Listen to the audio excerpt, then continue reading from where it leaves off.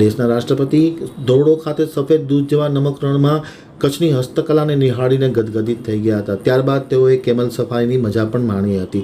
છેવટે સૂર્યાસ્ત થતાં જે આહ્લાદદાયક દ્રશ્યો હતા સફેદ દૂધ જેવા નમકના ધોરડો રણમાં, તેઓ ખૂબ જ ભાવવિભોર થઈ ગયા હતા અને આ રણને ખૂબ વખાણ્યું હતું.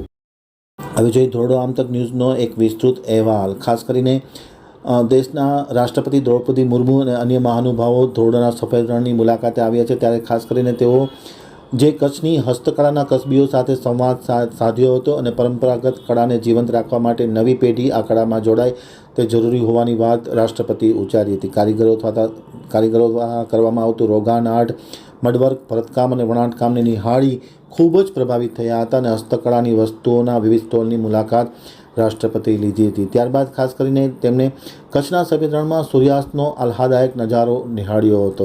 કેમલ સફારી સાથે સફેદ રણની સુંદરતા માણી હતી. ધોરડો ગામની દુનિયાના બેસ્ટ ટુરિઝમ વિલેજ સુધીની સફર ઐતિહાસિક ગણાવી હતી.